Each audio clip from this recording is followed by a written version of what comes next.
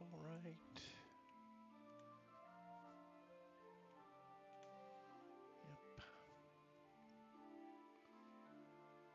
Yep. Yep. Yep. Camera's off a little bit. It's just that. All things I probably should do prior to starting the game. Give it a couple minutes. It's still not 9 yet.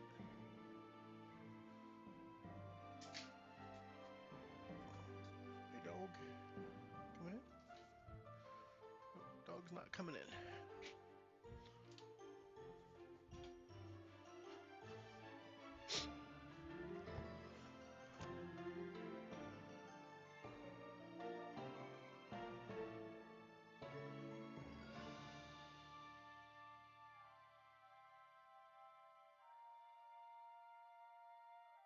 Oh, wrong internet.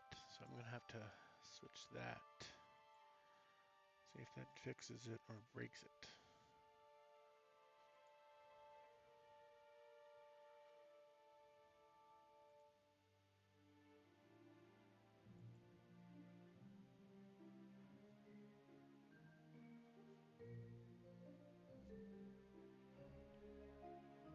Oh, did not break it.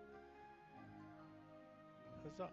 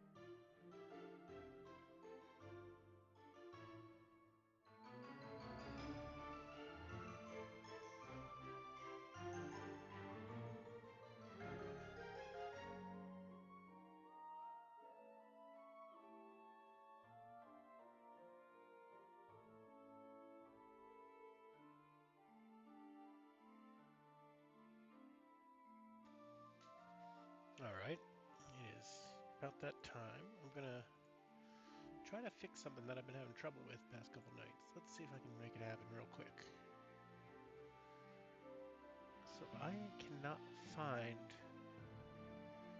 unarmored defense. Is that anywhere on here? You can hide. Unarmored defense.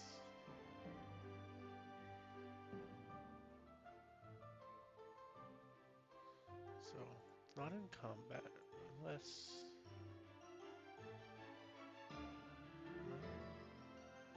features and traits. Oh, there it is. Unarmored defense, unarmored movement.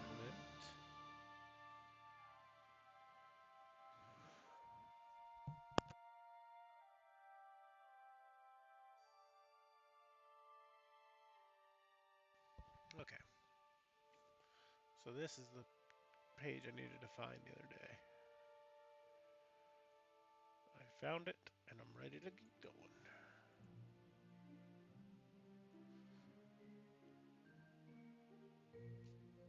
Okay, so what happened last time? We made it to the island. Uh, we went on shore and found a path in the bamboo forest. The path was large, like a large beast had gone through. Um, we had the options of trying to go through the bamboo or take the path. Others were nervous, but I decided if I don't care what others think, I'm doing it. We took the path. Um, and, it might not have been the best because we ended up uh, getting captured, or not, restrained by a carnivorous sunflower and had to fight that off.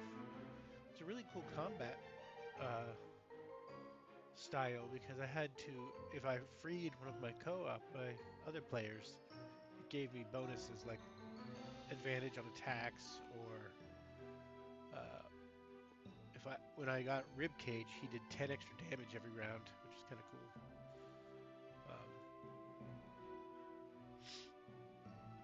Yeah, so we fought that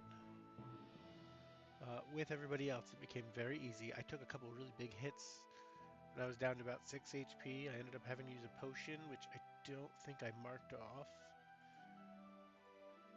Let me look at my 2 character sheets. Potion. Let's see.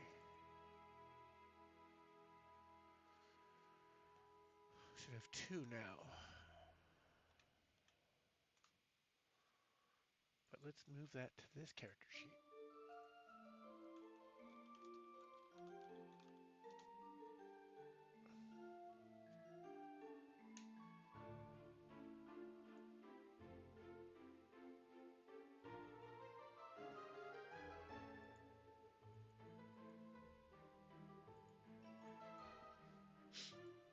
Info. Quantity. I have 2. Save.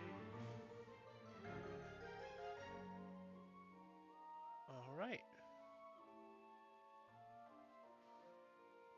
I think we're good to get going. Uh, excuse me. That's not a good way to start. We climbed up the volcano, found a tunnel in the side of the volcano where it looked like there's another camp. We rested in this camp. There we found bones of previous adventurers, all of which were like broken, and uh, they looked like they fell from a high place, I think is what I read. Found a treasure chest that was completely empty, and there were these weird lines in the ground that looked very man-made, or they were like straight lines, and it looked like it came from something that was man-made. And with that, we are going to go adventure forth. Uh, when we just took a long rest. When dawn lightens the sky, your merry band of pirates breaks camp and prepares to go into the cave. 292. Right, the captain calls. The crew assembles around him, all ears. We're going into those caves, and by we, I mean only the officers. There's a general chorus of grumbling from the crew, and the captain lets it rise into scattered yells before falling away into low muttering. Are you done? He says sternly. Because I have bigger things to worry about than your safety. So, it, it will be the 5 of us against the unknown. but it helps knowing that you are all aboard the Rapier Wit and ready to make a quick getaway. The crew's voices continue, but no longer in opposition of the captain. Instead, they seem amenable to the idea. And that's an order. Randy leads the march, and the five of you begin your journey into the darkness of the cave, bolstered by his responsible leadership. The captain has inspired you. Roll a d6 and add this amount as a bonus to your next saving throw, or attack roll, or saving throw check or attack roll. All right, let's see what I get. Dice, d6, a 4. All right, if anybody's here, help me remember that. I have a d4. I have a 4 to add to my next roll. The captain beams, the sun glinting off his gold teeth and blinding you. Next page. Why? I haven't been so excited since I wrestled that mermaid for her treasure at the bottom of the briny sea. I don't believe that for a minute. The further you walk into the volcano, the more the light begins to dim. Torches come out and guided by firelight, the crew heeds deeper into the caves. The heat increases. Everyone can feel it. To be fair, you are walking into the belly of an active volcano. So, you're not sure why it never crossed your mind. You wipe your forehead and see the others around you are beginning to do the same. Shirts being done for ventilation, bandanas used as makeshift sweat towels. The cave is also nearly pitch black. You can only just make out a shimmering red glow further down the corridor. You still have that package from the secondhand store, don't you, Rain? The captain asked sweetly. Rain takes out 2 pairs of brass-framed goggles held together by a brown leather strap. The lenses seem to be made of a dark crystal. I'm the only one who can't see in the dark, Rain says and hands you their alternate pair. Not sure if you can, but these should help you as well. Goggles of Deep Night into your inventory. Is that a cool? Let's see. Let's create an item. Make sure I didn't already create it. Loot. No.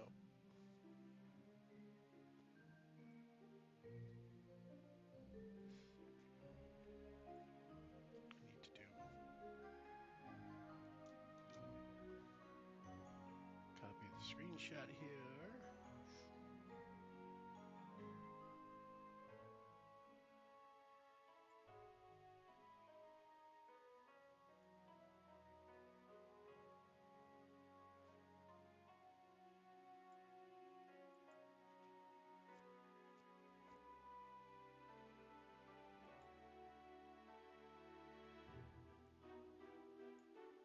Capture that image.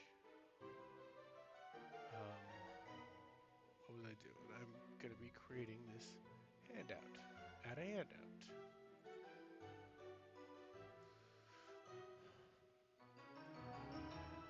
You guys may hear a little wheezing. My allergies have been a jerk today.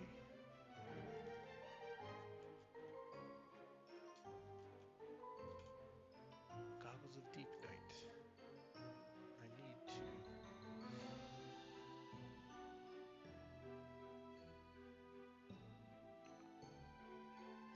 Oh, my goodness, I gotta stop yawning. To fix that, caffeine. Um, Goggles of Deep Night. I need to choose a file.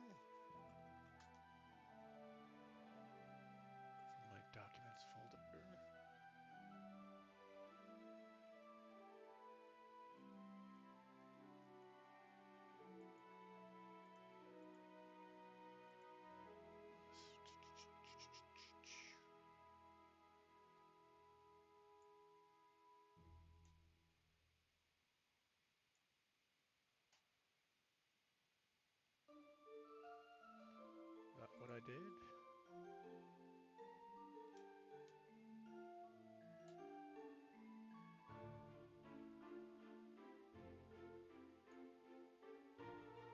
Nope, not what I'm doing. I'm trying to drop a file. Might be a jerk.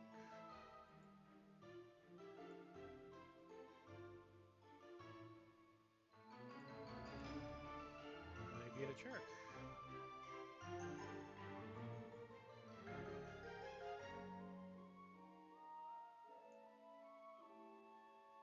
Okay.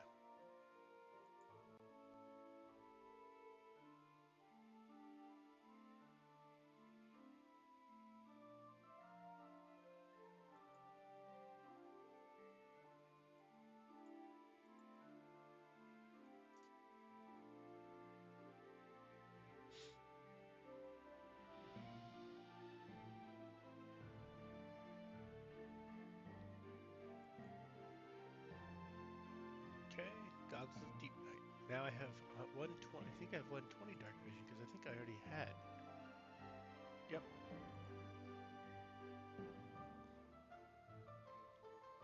All right.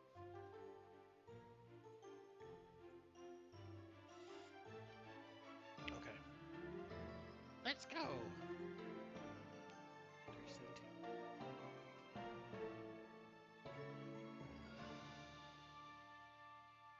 After about 100 paces, the party slows to a halt at a fork in the tunnels. On the left, you see that the darkness continues.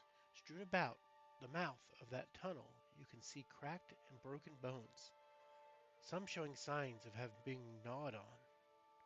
On the right, the tunnel angles down slightly. Powerful heat emanates from that side, and you can see a dull orange glow farther down that route. Of course there's a split, isn't there? The captain sighs. All right. Which way? Does the egg know? He sets the egg on the ground, hoping it will give you some sort of supernatural insight as to where it would be best to go. However, the egg doesn't seem to have a preference. Miser's luck or pick a tunnel left or right. We're gonna go Miser's luck again. What's another gold after what I'm probably going to get soon? Inspiration.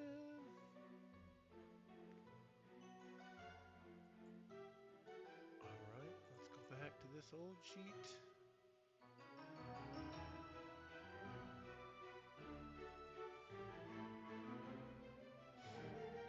You pull out the miser's luck, and the captain's eyes light up.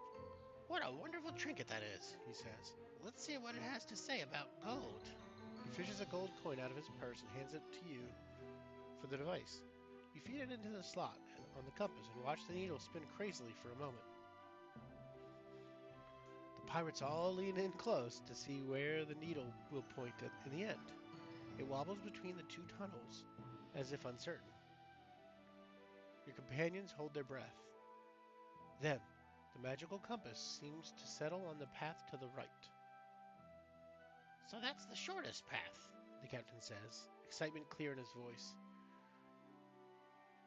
The shortest path may not be the easiest, Rain says, or the safest. Ribcage nods and points a thick finger at Rain. Mm. Let's focus on speed, Opal says. A volcano like this really could go up at any moment. So every second we're in here is a risk. Oh, great. Party split. Well, that's 2 against 2. All good points are all and good points all around, adventurer. What do you say? Really hot path to the right, or bone-strewn path on the left.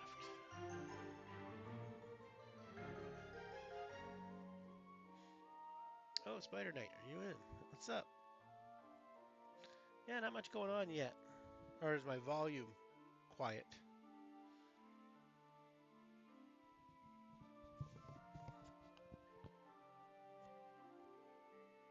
Oh, yeah. Fair.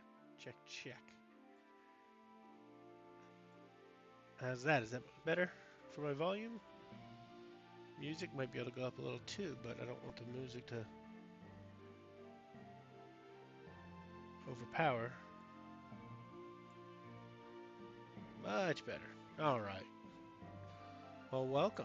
I'm walking in a volcano right now, deciding whether to go the path covered in chewed up bones or the path that looks like it's going towards lava. The lava is the quickest way. The bone-strewn path is might be safer. Might be. We don't know. Quick isn't always the answer. Opal and the captain think we should go the quick way. Oh, the lava path. All right. Lava path it is. Following Opal and the captain. Suggest taking the path to the right, downward into the heat. Opal casts a spell on herself. The captain and Rain each being encapsulated in a shimmering blue shield. She looks at Ribcage apologetically. Sorry, big guy. Those are all the protection spells I have. She turns to you with the same look. Same goes for you, I'm afraid. Great. Ribcage shrugs and doesn't seem bothered, though the heat of the tunnel has caused his fur to get matted with sweat almost immediately. Poor guy. Know how much he loves his coat. The party waits for you to make whatever preps you might want for the heat before you get moving. Whenever you're ready, the captain says to you. Whenever you're ready, the captain says to you. Remember that you can perform actions off the page, like casting spells, activating abilities, or using magic items, even if those options aren't listed in the story text. Let's...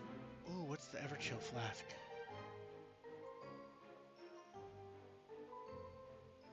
Keep cool. By using 2 charges, you drink some of the liquid inside to protect yourself from heat.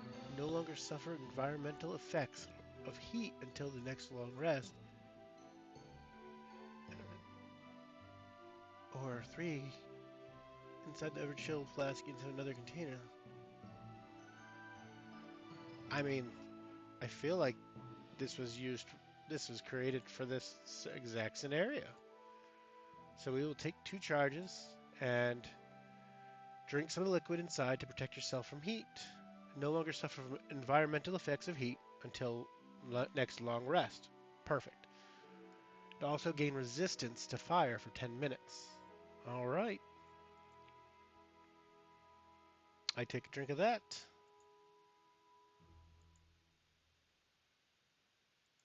Oh, I see what you did there. As soon as you enter the tunnel, the heat is oppressive. You soon find yourself having to stop and try to cool down. When you reach out to support yourself on the cave wall, it burns your hand. Dear gods, why is everything so hot? Take a D4 of fire damage, roll a con save throw. Only take half damage. Oh, but guess what? I gain resistance to fire. So it's... Or I don't suffer environmental effects? Is this what they mean by environmental effects? I think this is what they mean by environmental effects. I'm going to roll. And if it comes up, hopefully I roll a 1. And then half it and half it again. So take a quarter.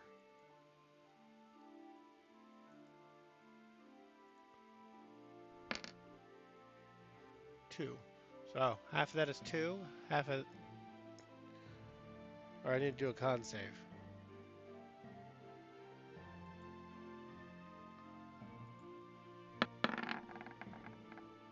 Yeah, have it twice. So if I take any damage, it'll be a half a damage. So whatever that means. I survive. That could take you out. A water canteen is shoved into your chest. You look up to find Ribcage holding it out, giving you a look which you can work out as either scornfully pitying or genuinely worried. When you are done, you hand it back, and all of you continue down into the heat. You emerge from the tunnel into an even more brutally hot chamber lit by dim orange glow. Overhead, oddly glowing stalactites hang from the ceiling. In the middle of the wide chamber, the skeleton of some long-dead explorer is pinned to the floor by what seems to be a splat of solid rock. As you're all assessing the room, Opal coughs into the dry heat of the air. At the sound, a blob of molten lava falls from above onto the ground. Ooh. I think we go around them. The captain says, but stops when he examines the walls of the room more closely. The walls of the chamber are the main source of the room's orange glow. The stone is so hot that just approaching them could make combustibles catch fire, and it is seeping little rivulets of molten stone that spurt magma at random intervals. You are far enough from the heat now, but avoiding the dripping stalactites above will put you lethally close. Ooh, or maybe not, he says. Any other ideas? Ribcage looks up, then looks to the opposite end of the room. He covers his head and dashes for the other side. Much of the falling lava drips off his fur, but he roars as the heat still pierces the thick pelt and injures him. Opal, do you think you could help us get across? The captain asks. His first mate considers it for a moment and then nods. She casts a spell to create a glowing disk of force floating above the ground. Her concentration is fortunately not broken, despite a couple of globs of molten rock splashing on the floor dangerously near her.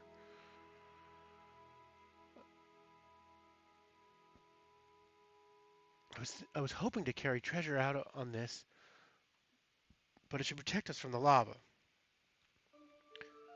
There's enough room for you, me, and Rain beneath it, I think. What about you? Rain asks you with genuine concern, for once completely devoid of sarcasm. Devoid of sarcasm. Given your only other option is to retrace your steps and wait with the crew at the boat, you decide to cross the floor alongside the rest of the team. The captain, Opal, and Rain crawl on their elbows underneath the floating disc. You follow behind, keeping an eye on the ceiling for falling lava. By some miracle, nothing falls until midway through the chamber, but then a shower of burning hot globs of molten rock starts raining down on you. They drip harmlessly on Opal's spell, while you dodge and protect yourself best you can. Oh, jeez.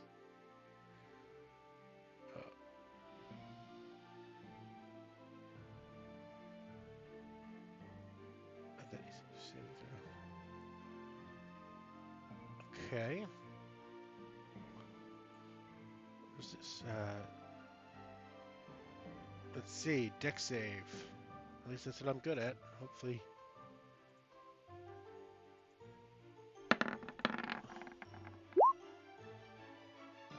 Oh. I'm not at advantage. Darn it.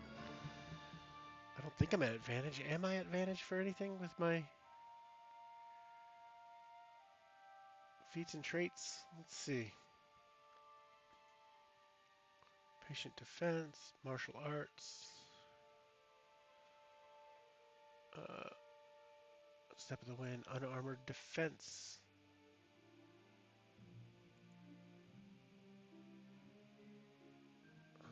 Cat's talent. No, I just get hit with lava. Sweet. 2d4. I will be using another healing potion soon. But it's also halved because it's fire damage. I'm resistant, so I take 3. Alright, okay. That ain't bad. I mean, I only have 15 total, so it's kind of bad. But it ain't bad. Alright. I survive. Thanks a lot, Opal. You, Sharp Smile, Opal, Rain, and Ribcage pass through the danger of the dripping stalactites, drenched in sweat. She could have crossed back. Rude. If it's the floating disc, that's like a multiple hours, I think. It's BS. Just BS. Uh, you, Sharp Smile, Opal, Rain, and Ribcage pass through the danger of the dripping stalactites, drenched in sweat. Oh, her arms are getting tired. Oh. Though you see that as a good sign, as the heat up until now has dried. Oof. Though you see that as a good, uh, you pass through the danger of the dripping stalactites drenched in sweat. Though you see that as a good sign, as the heat up and as the heat up until now has dried any perspiration as soon as it appeared on someone's brow. The captain bends over, a hand on each knee, as he takes several deep breaths. He looks around the group and without a word, everyone silently agrees that now would be an excellent time to take a bit of a rest. 6. You finish the rest of the last of your journey inward, and when you're all sure there are no further dangers hanging over you, the crew lets out a loud collective sigh of relief. Let's take a moment. I know it's hot, but I think we need to catch our breaths. The crew all slumps to the floor, panting up, but happy to have a moment of rest. Rain begins to oil the joints on their arm. Ribcage puts down his weapon and stretches muscles, and Opal hands out water skins and canteens to everyone, and everyone drinks their fill.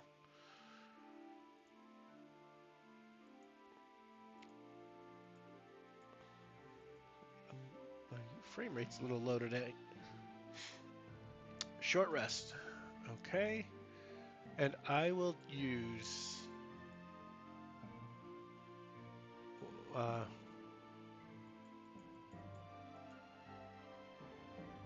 I will use a hero point. Or hit point. Hit die. Gain 4. Brings me back to full. Sweet. That was refreshing, The captain says after an hour. but now it's time to do the thing. There will be time to rest when we're rich. Or dead. He stands up, you and his crew members following his lead forward and deeper, following his lead forward and deeper into the caves. The crew emerges onto a large rocky outcropping just slightly above a river of lava. You've never felt a heat like this in your life. It's a juggernaut, an endless barrage assaulting you. The lava bubbles and hisses beneath. A terrible and menacing orange moving as if alive. Oh, we rested for an hour. That means my flask is done. Darn it. No more resistant to lava. You're not alone on the outcropping, however. Death Beaver! Well, you work away and morally support. Yeah. A terrible and menacing orange moving as if alive. You're not alone on the outcropping, however. You're accompanied by a single largest fortune you've ever seen. Coins drift up around you so deep that you could wade through them. Jewels and precious objects lie haphazardly among them. There are gems the size of Ribcage's fist and the telltale shimmer of magical artifacts everywhere. And then there's a sound. At first, you worry about some fissure leaking gas or superheated steam until you identify its source. The Captain is squealing with pure, unbridled joy. He babbles wordlessly, eyes dark, hands crooked into claws, Ah! and smiling so wide his face will probably be sore in the morning. The rest of the crew stand by, watching to see what he will do. Then, with a whoop, he leaps into the air and rushes into the mound of treasure. He straight up um, Scrooge McDucks it, I think. Opal follows close behind, leaving the rest of you hurrying to catch up. You reach the captain and first mate standing in front of the massive treasure chest with that dwarf's even rib cage. I wonder what's inside. The captain breathes, reaching toward the container towering before him. Oh, that that is a treasure chest. Holy crap. Um,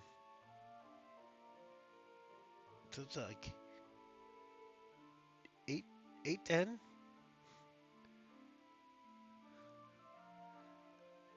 Captain, be careful! Rain calls out. Oh, is that a mimic?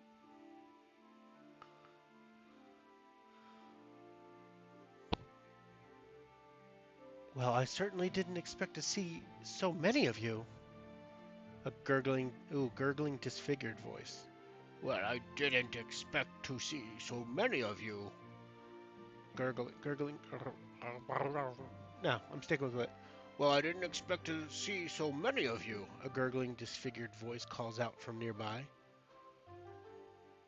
On the rocky outcrop over the lava, in a sort of nest, the chest begins to move. Oh my gosh, Nevin. The wood and steel begin to grow. Nails and bolts start popping out of its massive frame. It is difficult to focus your eye on this shifting, morphing, and warping monstrosity. It changes its corporeal form as easily as the lava boils below you, and to look at it gives you a headache. Ethereal, strange. It feels like it has an absence of identity. The type of beast that rests on its shape-shifting to be able to trap its prey. The creature lets out what you believe to be a chuckle, but it feels like needles piercing your eardrums. I'm sure you've heard tales of creatures who hide as banal objects and lie in wait for adventurers to come across them. It lets out what you think is a sigh, a calamitous noise echoing around the insides of your skull. An unsuspecting dungeoneer tries to open a simple door. The being in front of you suddenly solidifies, churning flesh, hardening into stone and wood. To all intents and purposes, it looks like a door. An ordinary barrel. The beast shifts again. An enticing chest. The enormous shapeshifter changes again, solidifying back into a large treasure chest. A mimic? Rain asks. A mimic? Rain asks, baffled. Impressive. You're far smarter than the fools I usually get coming to the island. Makes me wonder why you didn't sense the danger and retreat when you had the chance. The enormous mimic opens its lid as a mouth, and you see a maw full of terribly sharp teeth and a drooling tongue which licks them sloppily. Only to be eaten alive. The whole crew tenses. And now my harmless egg has brought you here. Oh shit. Oh shit. Oh no. I'm not going back to that song. We're going to this song. Gulp. All right.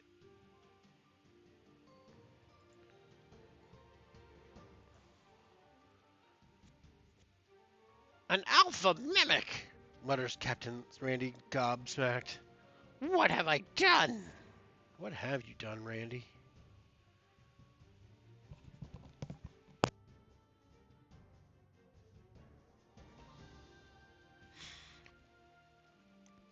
Excuse me. As if being called, the egg plops down at the captain's side. Legs grow from its base and it scuttles toward the alpha mimic. There is no reason to try to stop it. The creature must have an innate ability to detect its children. Following its path, you spy a clutch of similar eggs, all gold or jeweled, all nestled around the base of the mimic.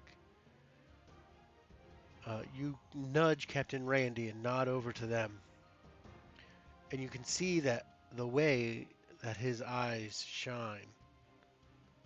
Wonderful things, aren't they? The alpha mimic drools. Learning how to catch their own prey, luring their unsuspecting victims into their mother's jaws. Like spiders spin webs, like scorpions sting, mimics lure. It is our purpose. While the alpha mimic is speaking, your egg scampers across a series of stepping stones.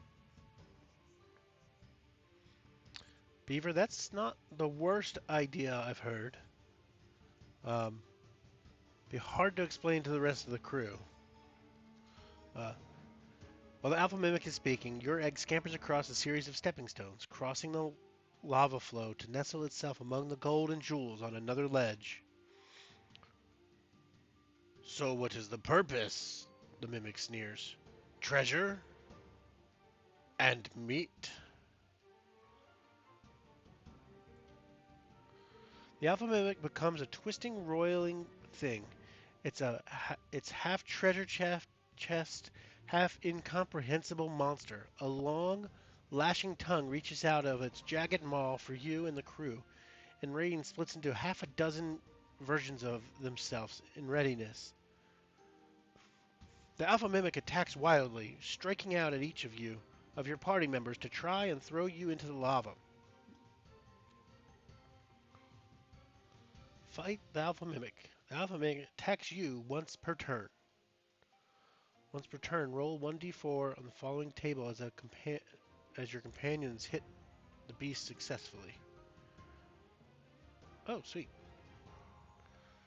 Alrighty. Let's do this.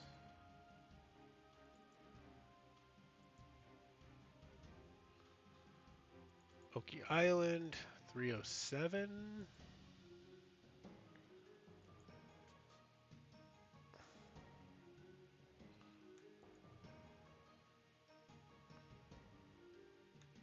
Okay. Some tokens.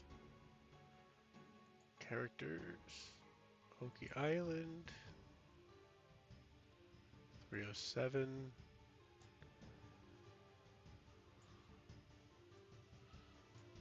I'm guessing Chester is a large monstrosity.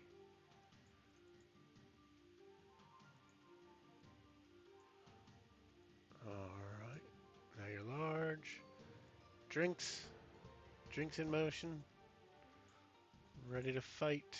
Oops, I picked the wrong one. Boop.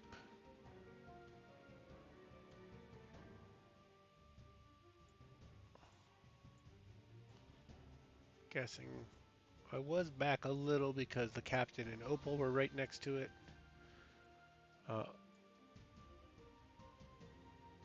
Chester Von Kist, Alpha Mimic. Ooh. Let's roll some initiative for this.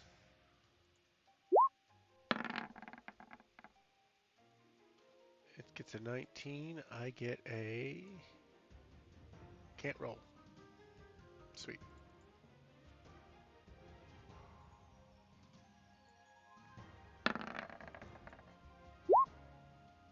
$17. So it gets to go before me. Yuck. It's never good. Alright. Makes 2 attacks per round. 1 tongue toss and 1 treasure spray.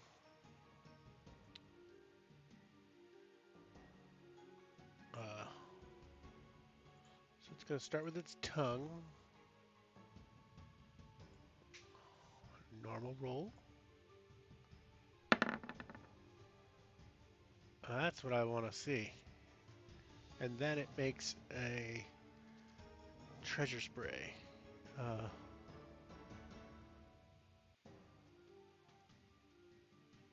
At a reach of 10. What's its speed? Speed of 30. So it would have stuck with 10 feet of range. Um, the treasure spray. Um,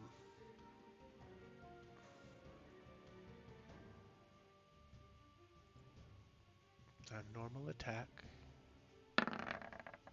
Yes. What's my AC? My AC is not set. Armor class is 13. Not bad, but not great. Okay.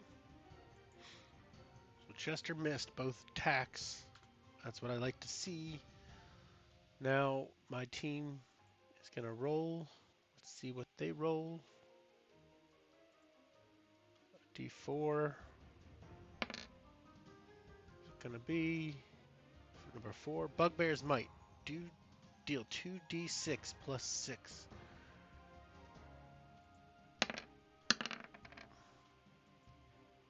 Oh. What? Oh. This is going to be a fight.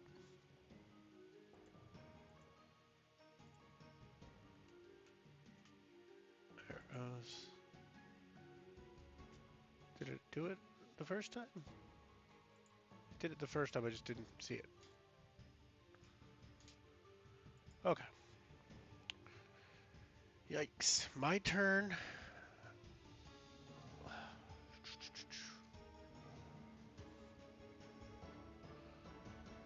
And spend 1 key point to take a disengage or dash action. That might be worth it. I have 3 key points now, or just 2? I could just have 2 still. Oh, nice. 2 key points. Disengage or dash action as a bonus action on your turn. Or your distance is doubled. I think Flurry of Blows is better for me in this particular scenario.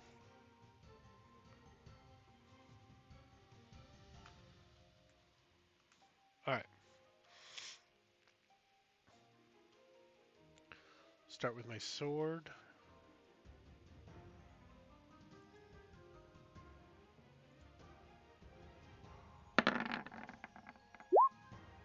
.22 will definitely hit. So my sword, I do 5. And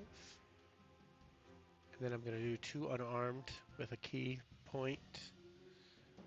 Flurry of Blows.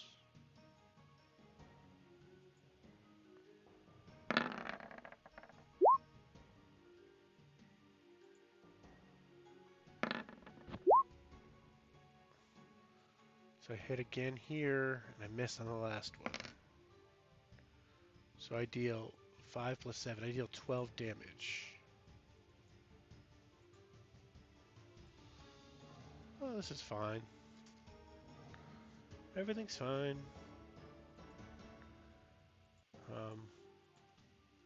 Chester's turn. Multi-attack on me again. I would be next to it now because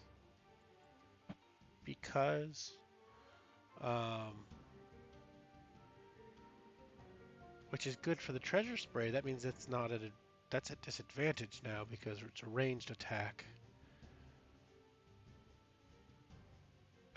Only one of them helps per turn. So if you look back, every round I roll this. Oh.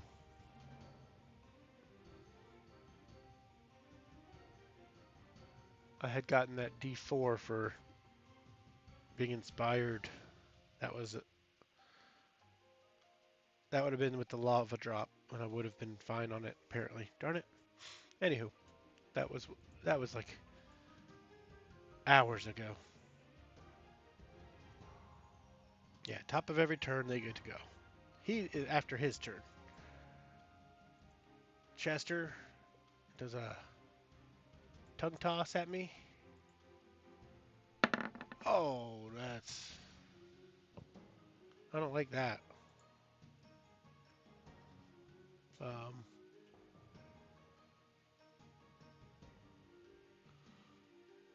First I get hit. Roll an opposed ability check of strength or acrobatics. Definitely going acrobatics.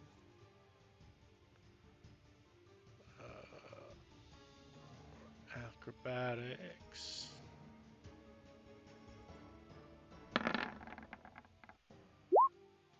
15 does not beat an 18.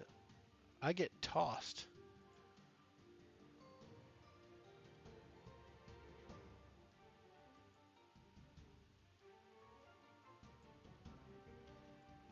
What's going on? There we go.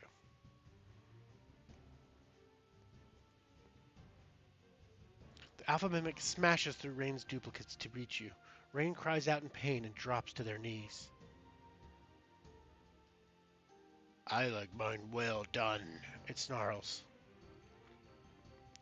The Mimic's lashing tongue's sticky coating pulls you off your feet and hurls you into the air. Into lava? At first you'll think that you'll go sailing into the lava. I did. But Rain throws themselves onto the appendage. Hands off my friend!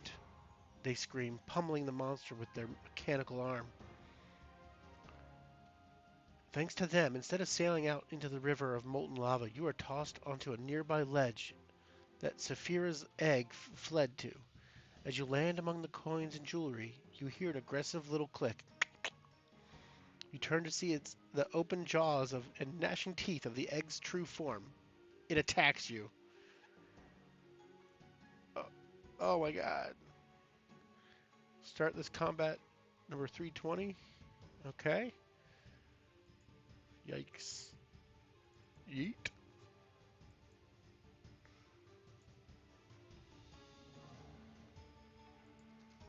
Okay. So I am prone next to this little jerk.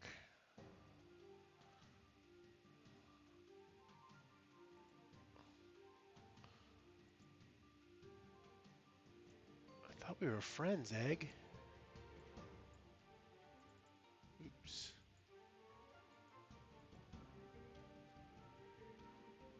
Mimic Egg. Set its HP.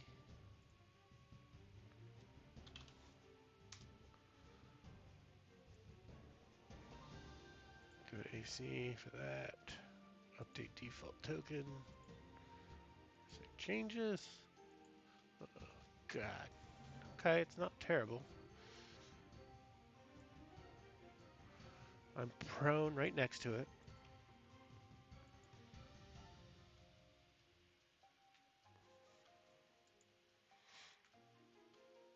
Standing up from prone on shifting surface of treasure cost an action.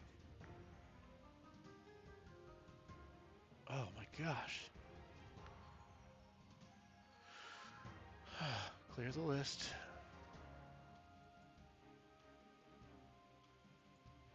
Alright. Initiative. And my initiative button doesn't work, right? My initiative button doesn't work.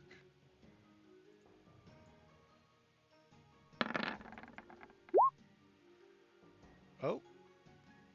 We're twinsies. Dexterity at 12. I've got a higher dex than that. I think that's my main stat. 17. I get to go first. Take that, egg. I guess I get up as my action. Okay. Egg's turn.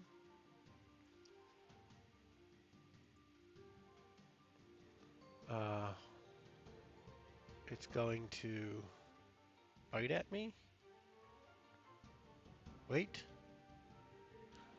It said here, you can't flurry. I don't think you can flurry unless you attack. Standing up from a prone on shifting surface of treasure costs an action. So usually it's just half my speed, but there's extra rules.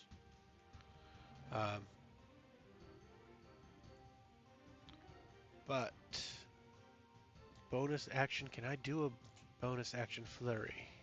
Let's see. I think flurry of blows immediately after you take the attack action on your turn. What about just the bonus? What's the bonus action?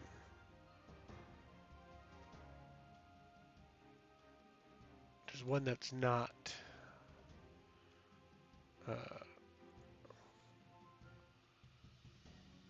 not a key.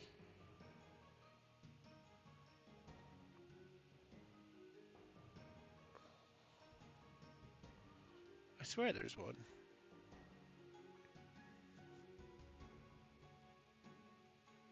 Starting at second level, unarmored defense, no, unarmored movement.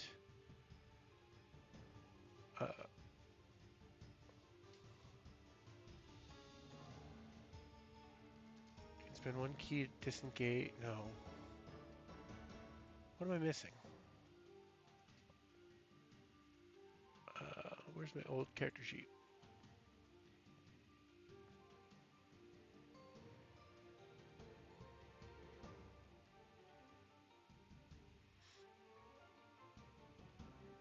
Just martial arts?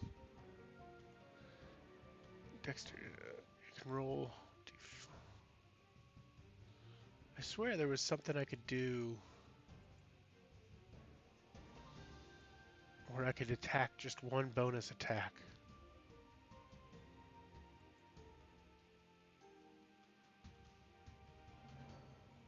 Because Flurry of Blows is the key point to do two, but I feel like there was one that was... I just don't remember what it is. It looks like it disappeared. Unarmed strike.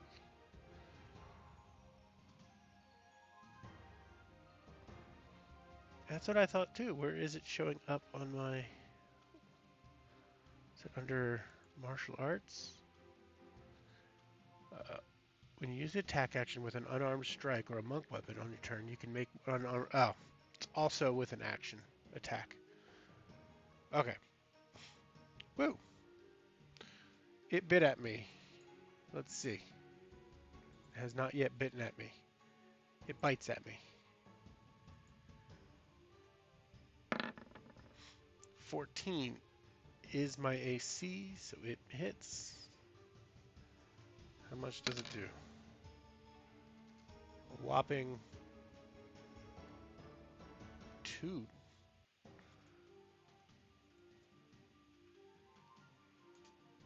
Okay. My turn. I will swing at it with my sword.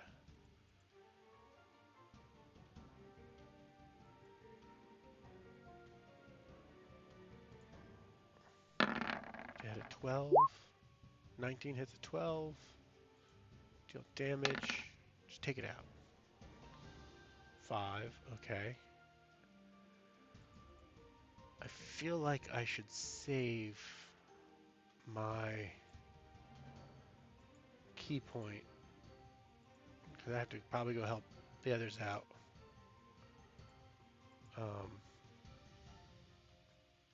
So I will just do one unarmed strike.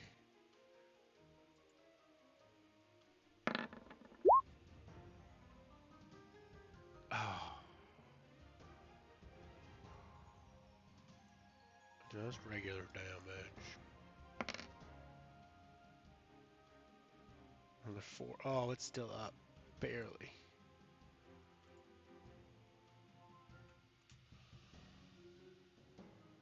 Okay, its turn. It's gonna bite at me again. And this time it's gonna miss. See, watch. See, told you. My turn again. I shall attack with my sword.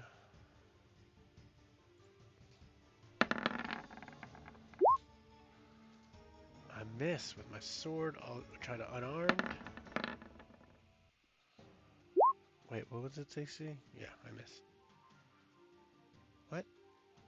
Is that the same rolls? That's the same. Not gonna complain. And I take it out. By a bunch.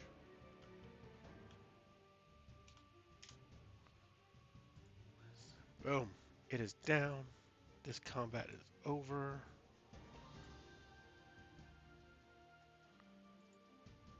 Uh, if you reduce the mimic egg to 0, go to 318. With a decisive blow, you send the egg flying into a nearby mound of riches. When it hits, it twitches momentarily and it takes us on a series of other shapes.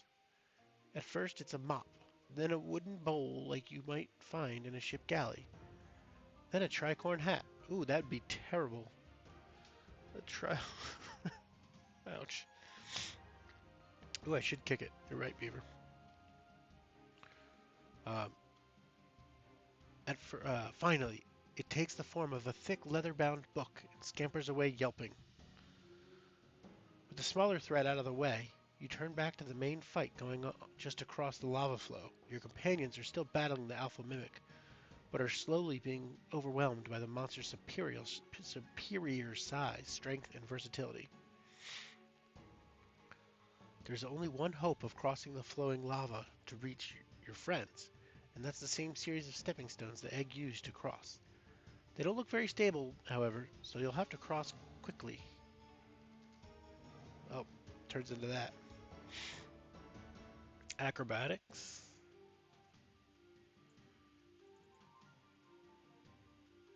Come on. Acrobatics.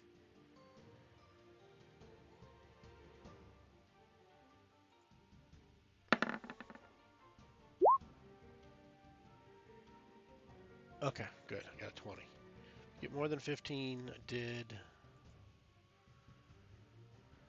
You deftly jump from one stepping stone to another, just staying ahead as they sink beneath the lava under your weight. Ooh. You cross back to the ongoing battle with the alpha mimic, to the great relief of your pirate companions.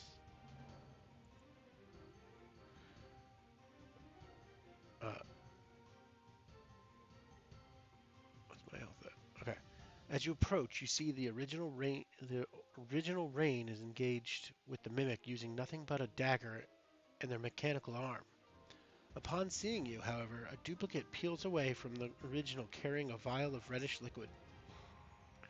A label identifies it as a healing potion. Doesn't seem to be able to speak, so it just hands you the vial and sprints back to the original. A little help here. I'm going to gain a potion of greater healing.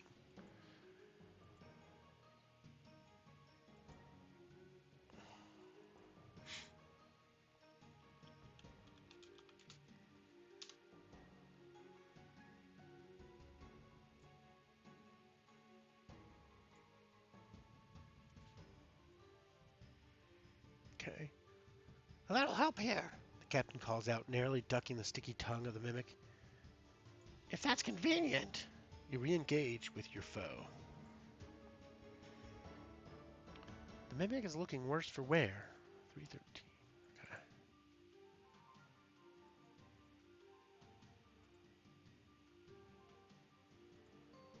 Another one.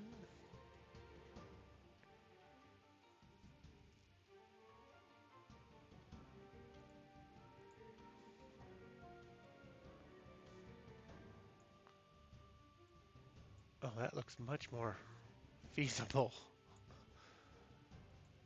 Um,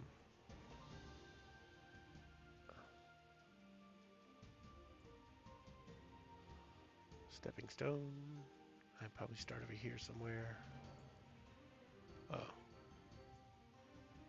Still fights with a wild, the mimic is looking worse for wear. Its treasure chest camouflage broken into snapped planks and battered brass.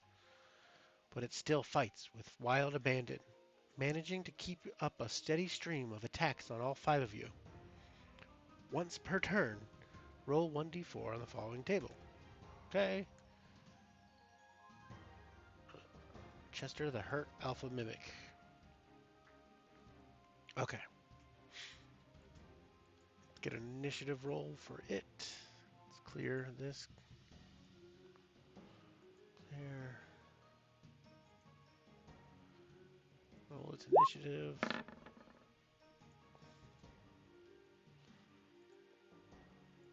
Roll my initiative.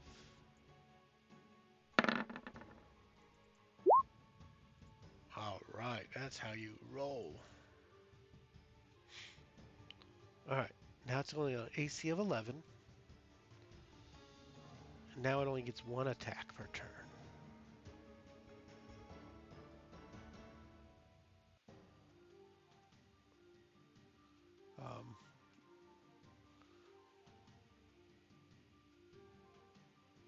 Will use its bite attack against any grappled opponent. Okay, so it'll do pseudopod first, but I get to go first. So I am going to look at my inventory real quick. Goggles of deep. Is this a beast? No. Darn.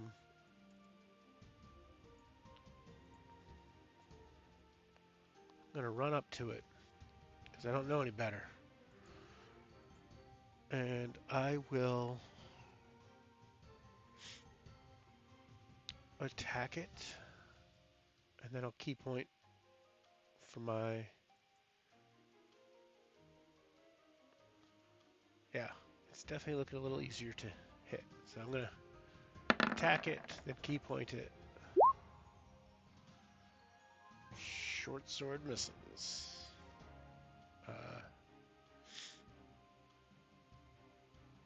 Unarmed twice.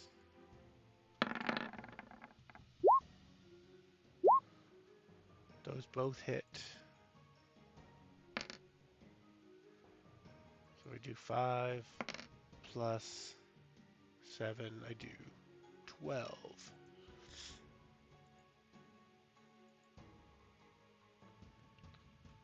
And then they get to go, because I forgot to do that at the beginning of my turn.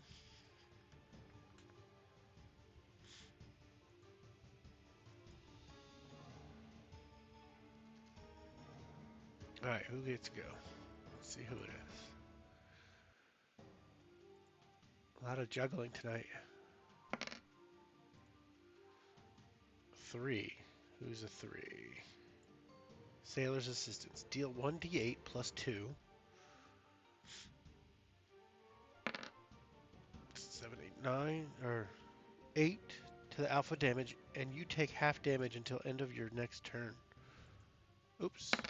Ignore that second roll. I do 8 damage, and I take half damage for a turn. Okay. Chester's turn.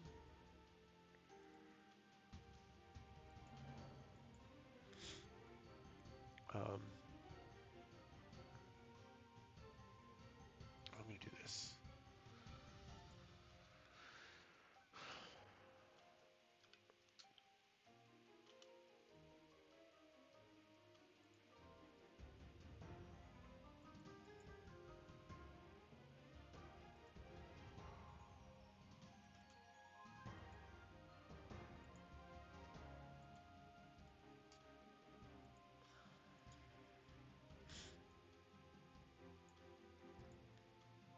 Alright.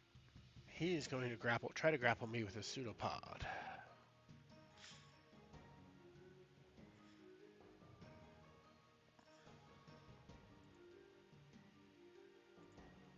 Pseudopod. Yeah, he gets me. Deals damage. How much? 2 bludgeoning. I take 1 bludgeoning.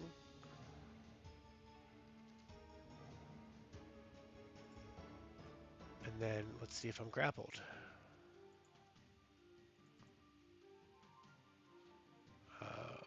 Acrobatics.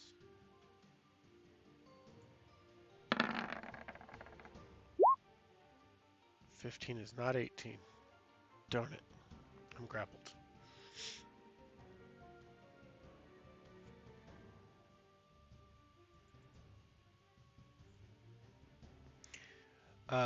I do have 1 inspiration, but I have made the heavy distinction that I must announce ahead of time because you get to stack them. So I thought about it for a second. And I was like, it might come up again, but I should have done it right there because now I'm grappled. Let's see. So I'm grappled. Party's turn. Roll a d4.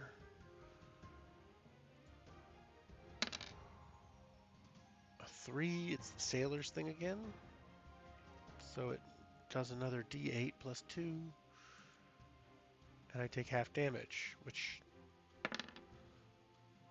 There we go. 10 damage. There we go. That's how we...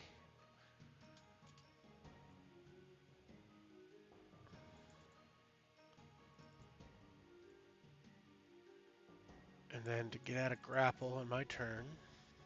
Oh, go away, dice.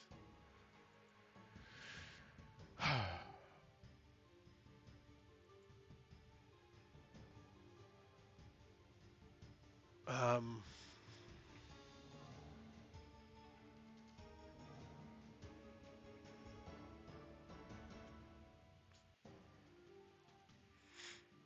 That's true. I could keep as advantage on attack rolls against any creature grappled by it. So it gets an advantage on me, but I take half damage. That's a very valid point. I don't have any more key. I just used the last of it. But I can still do unarmed strike. Make sure I clicked it. I didn't click it. Yeah, screw it. I'll just flail around and try to...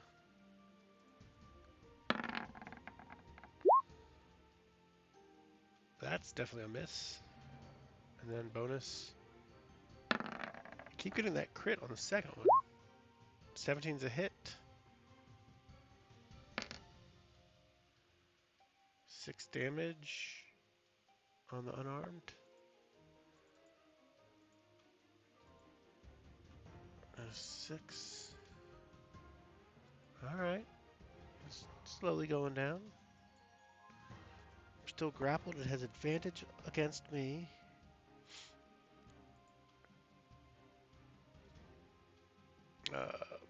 So it'll try to bite me.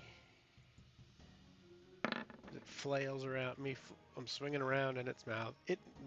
Oh, advantage. Darn it. Yep, that'll hit. Bites me for what?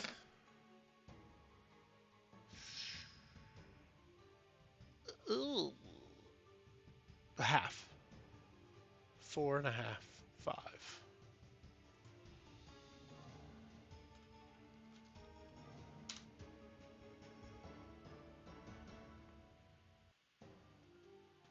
Yeah, I've got a couple regular potions, and now I got that greater healing as well. I've been doing bonus action potions. Though my bonus actions are all that's hitting right now.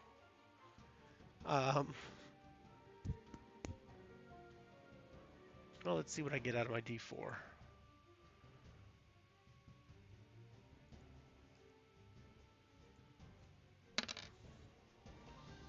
4 this time. Okay.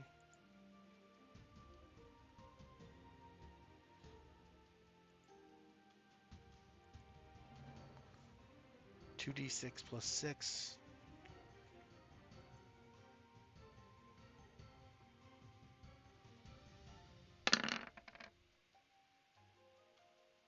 12 damage to him. Good job. Ribcage. All right. Oh, we've hit the halfway point. We're doing all right. We're doing all right. I'm also at half health, and he could take me out in a turn, so I should probably potion up. I'll use one of my regular potions. 8. That's what I made the right choice. Back to full. Make sure I mark that on my sheet, which I'm starting to like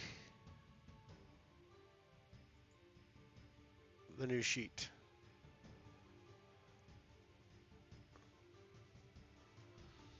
If I click it, does it remove the count from my inventory is the question.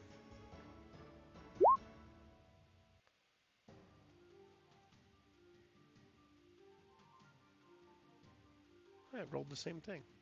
Awesome. Inventory. Potion of healing. It does not update it. Okay, it's good to know.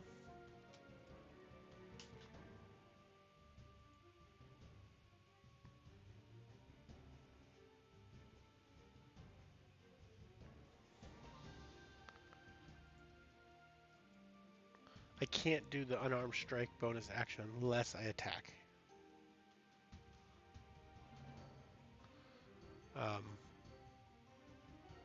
Oops, close the character sheet.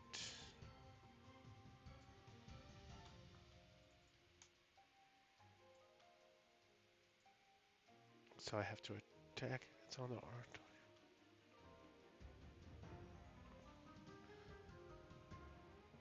Oh, I cannot wait for those new features. So I guess I can do a sword. Short strike. Is that a crit? That's a crit. 20 plus 5. Oh yeah. Crit damage.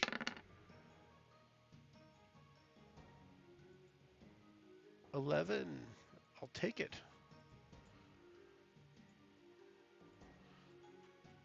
I'm still grappled, but that's fine. That was me. Chester's turn. It's going to attack me with an attack. Let's see.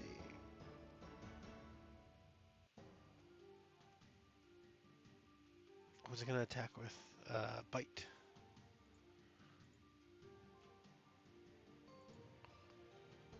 It's at advantage. Oh, God.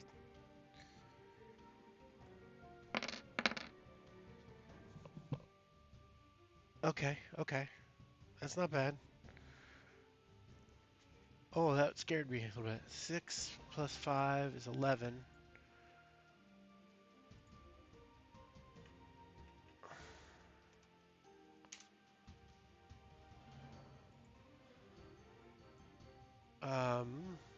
Ouch.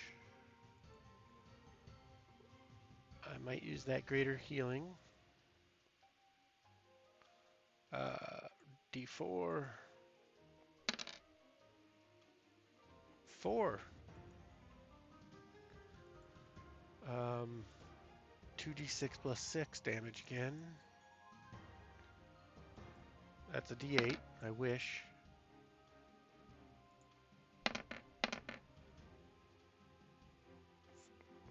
10 damage. Oh.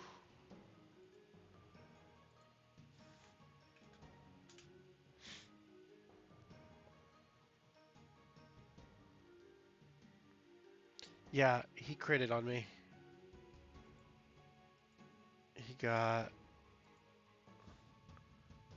what did he get? Yeah, he got a 23 because he's got advantage on me. But it was only, like, minimal damage. Thank goodness. So.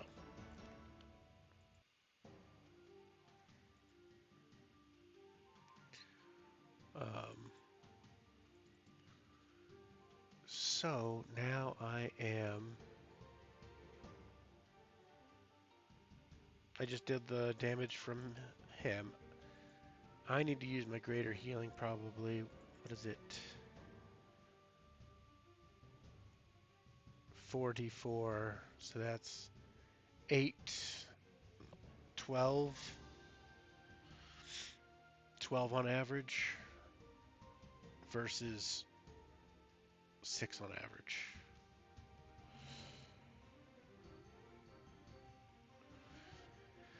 Yeah, it makes more sense to use that.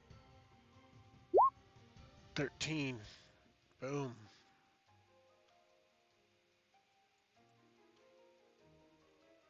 Oops.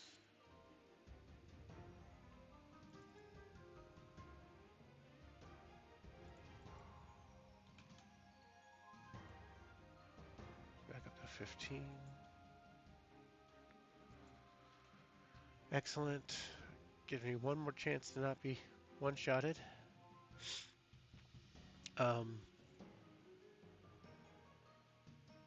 Gotta take it out of inventory.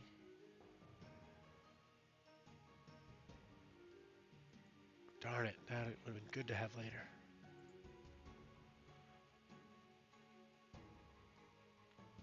Alright. So I took a potion for my bonus. I will swing for my attack.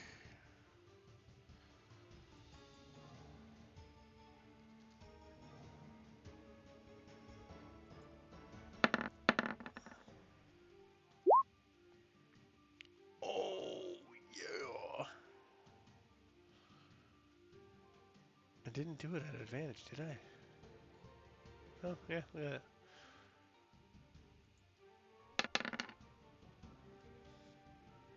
Come on. Darn it.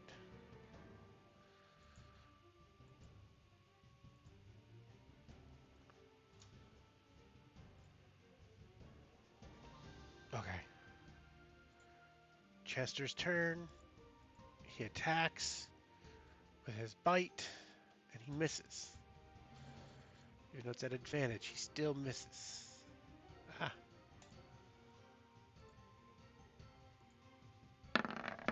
With a... Oh, yes, he missed.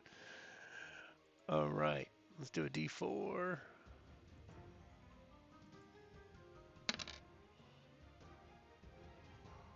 1. Who's 1? Captain's Inspiration. Deals 1d6.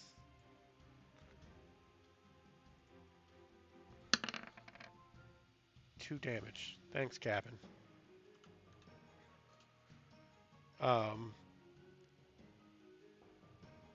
And add a d6 to your next attack, saving throw, or ability check. All right, take it.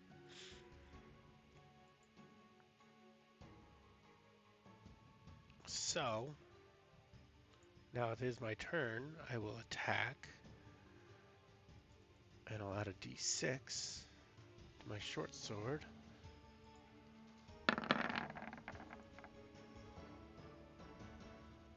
I don't need it, but I got it, so I'll use it. Oh,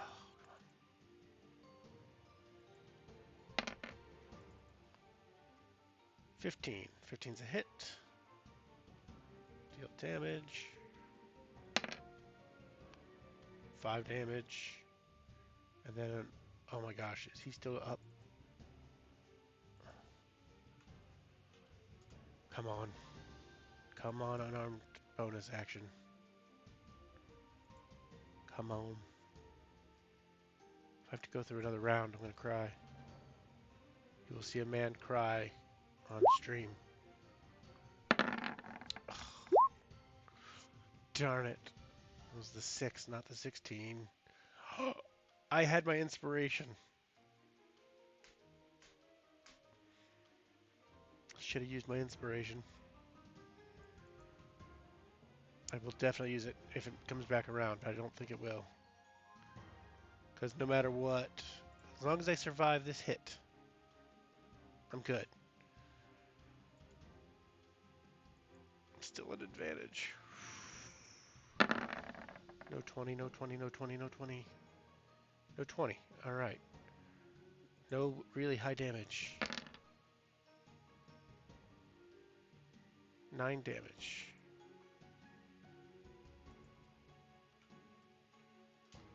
And no matter what, whoever rolls, who's going to get the final blow? Let's see who gets the final blow. Don't let it be the captain. That'd be just... Oh, good. Opal.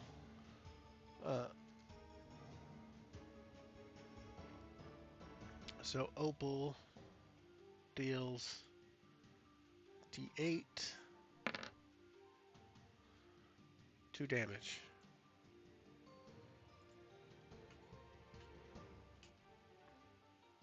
And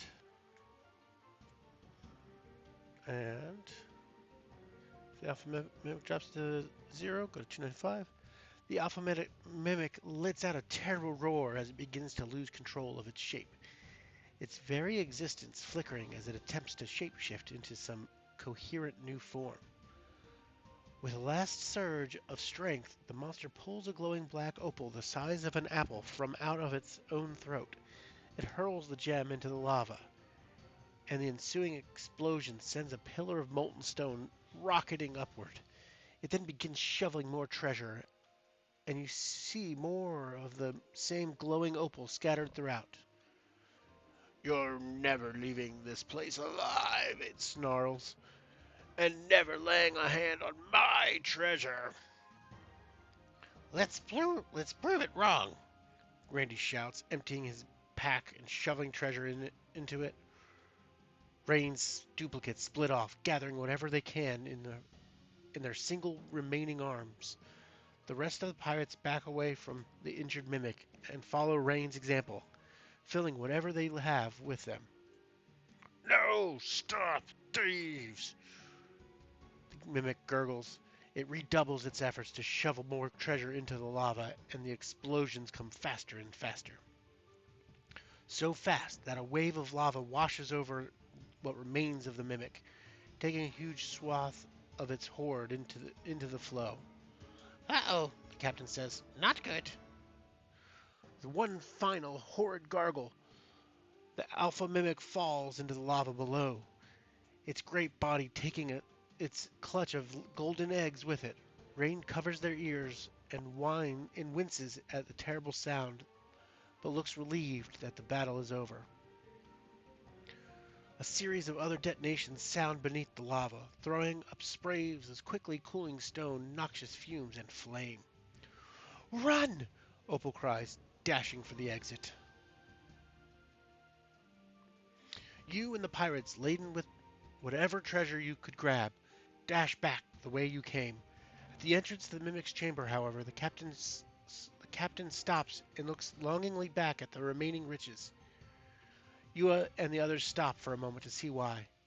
Such a shame, he says. Goodbye, my lovely dream. He then reaches down, using his toe to hook a jeweled crown into the pile below him.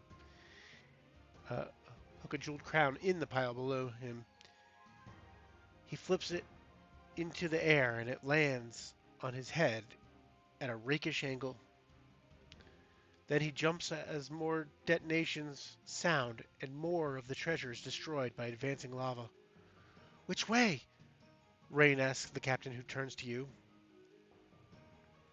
Haven't steered us wrong yet, adventurer, Captain Randy says. What's it going to be? I would go the dark path probably, but I need to first heal before I do anything else. I'll use another healing potion.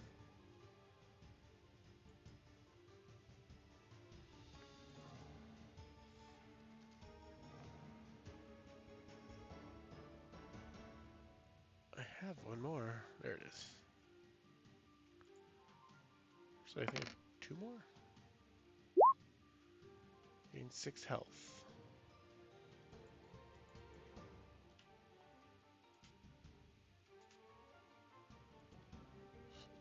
Alright. Inventory. Potion of healing. I do still have 1 more. Good.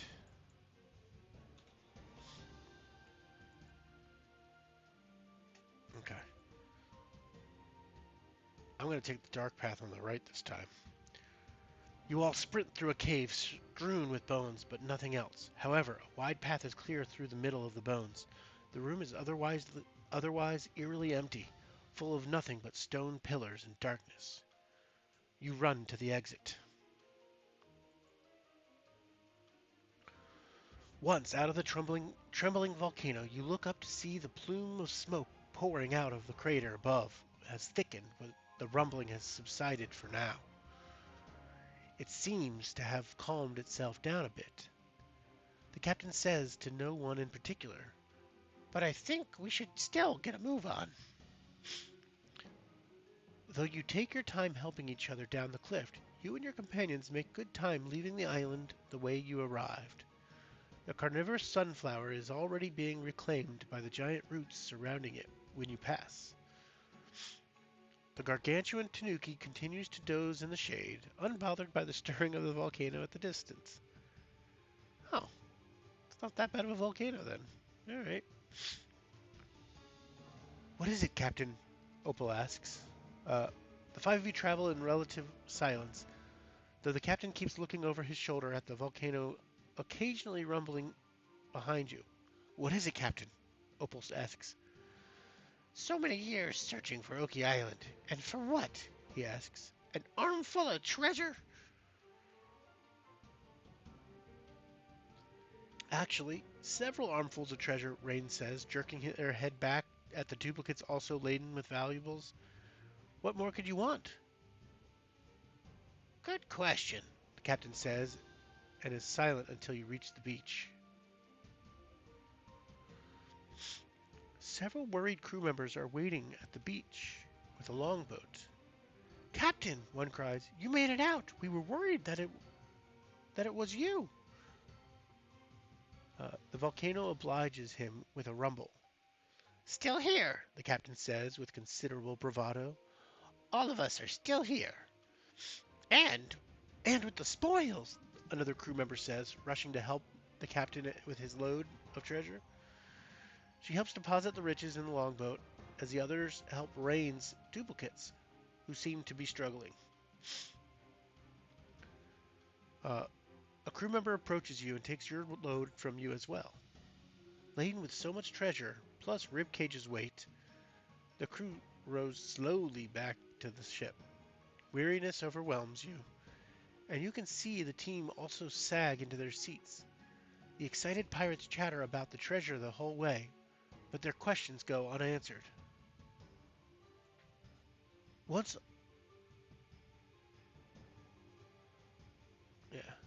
once aboard the Rapier Wit, the crew hauls first the captain and Opal, then the rest of you aboard, before getting to work on the load of treasure. Is there more treasure, Captain? Asks the crew member as he hauls gold and jewelry aboard. More than you could ever imagine, the goblin says distantly, his eyes fixed on the smoking volcano. So prepare teams to go ashore, sir? The sailor asks uncertainly. Captain Sharpsmile's eyes twitch and his mouth jerks into a half grin, half snarl. Then his expression calms. No, he sighs. Then more firmly and loudly announces, no, there's nothing left there for us but a fiery death. But, Captain, I said no, he barks, pointing at a pile of rescued booty. We barely escaped with our lives, and that is a bloody miracle. The crew looks at each other, confused, as the captain continues, all except for Opal, Rain, and Ribcage, whose eyes are on the captain. I honestly wasn't sure we were going to make it, and I led you in there for a dream. Our dream, Rain says. You always got us out of trouble, Opal says. And that's why we follow you, Captain, Ribcage rumbles at him. You always know just what to say, the captain sighs. The moment settles over you and the crew. The moment settles over you and the crew. The stillness stretches and only breaks when the volcano begins violently erupting in the distance. Magma and ash fly into the sky like fireworks to fall hissing into the sea uncomfortably close to the ship. "Let's get out of here," the captain says. The sails unfurl, the anchor is raised, and the Rapier's Wit sets sail away from Oki Island into the setting sun, leaving behind enough treasure on the island to almost make certain death tempting. To make certain death tempting. Almost, but not quite. Continuing to the epilogue, which I think we'll do later. I think that's going to be it for tonight's session. Woo! What an adventure. We fought a Chester, obvious mimic's mimic, which obviously, looking back, it was going to be a mimic. Nevin called it seconds before it came out. Um, yeah, I gotta not burn myself out. Um, thanks for watching. It was great chatting. Um, I have it on my schedule that I'm going to start doing it every Monday night and Tuesday. So that's what I got, Monday and Tuesdays. Um, happy to, if you guys join me. Oh, I appreciate that. Um, I do have an adventure planned. I'm going to do another one of their one shots, or yeah, one of their small side quests. That's what they call them. Next, and then I'm going to go into uh, a jungle and do the Crystals of Zileth. Um, so next week I'll probably finish the epilogue on Monday, and then on Tuesday we'll be starting a one shot. Uh, I don't know. Actually, I can pull that up if I can remember the link. Uh, Obvious Mimic AI, right there.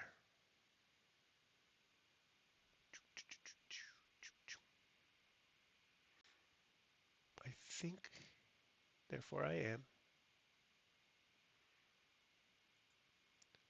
It's been a couple weeks since I've opened this, which is probably why it's taken so long.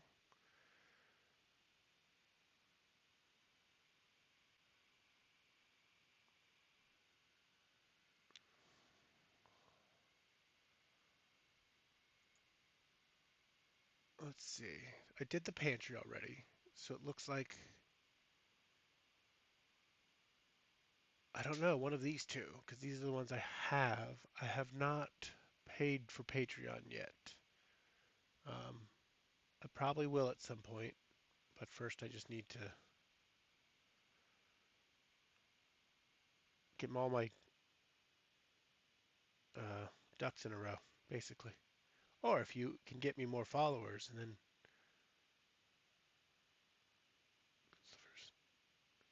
Grits is the first. Maybe I'll do Grits next. Oops, nope, not yet. Spoilers. So that'll probably be Tuesday. Um, yeah, it'll be a good one. Thanks for watching. Thanks for chatting. Tell your friends. Tell your family. Tell others. Uh, coworkers, I guess. I don't know. Tell people. My goal is to get it to a point where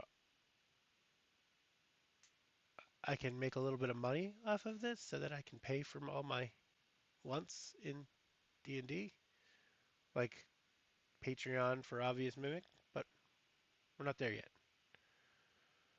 Well, maybe I'll do Sir Lawrence if you haven't done Sir Lawrence yet. That'd be fun. And unless you don't want it spoiled, so you can do it yourself. Anywho, that's for future me.